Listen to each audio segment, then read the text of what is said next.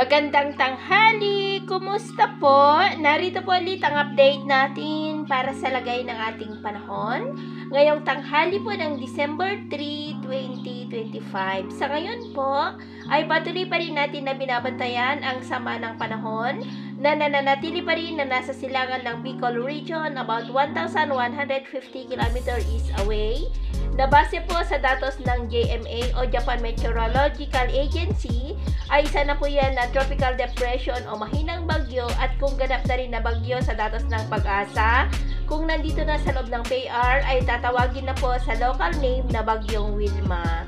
Sa ngayon po ay lumakas na muli ang amihan gaya ng inyong napapansin at umiihip na sa malaking bahagi ng Luzon, lalo na po sa northern at eastern part na siya pong pipigil sa sama ng panahon para po kikilos pataas. Kikilos muli yan pababa at nagbabanta na tatama sa kalupaan posibleng sa Linggo o Sabado, nabanta po lalo na sa southern Luzon at Visayas. Pero paalala lamang po na maaari pa na magbago ang forecast na ito lalo na at nasa malayo pa ang sama ng panahon na ating binabantayan. At sa lagay ng ating panahon, ngayong hapon po, lalo na sa susunod na mga oras, ay asahan natin ang maulap na kalangitan na minsan ay may mga pulo-pulo na mga pag-uulan sa ilang bahagi ng Cagayan Valley, Cordillera, La Union, Calabarzon, Bicol Region, Marinduque, Calapan, Romblon, Northern Palawan, Panay Island, Bacolod, ilang bahagi ng Cebu, Bohol, Northern Samar, Lanao del Sur,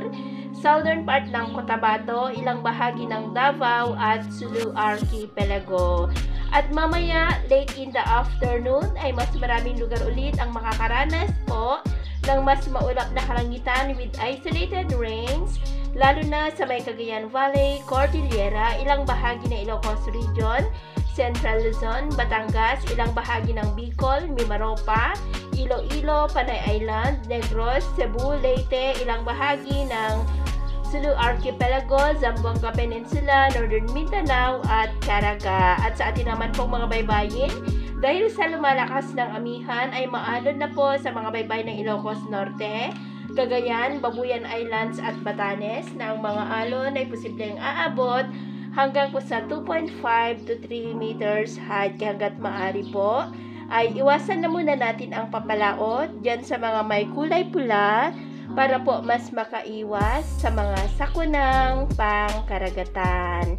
So, ito po ang latest update natin sa araw na ito. At ako po muli si Gems na nagsasabing sa kahit na pagsubok po na darating sa ating buhay, huwag na huwag po tayong mawawalan ng pag-asa. Thank you and God bless!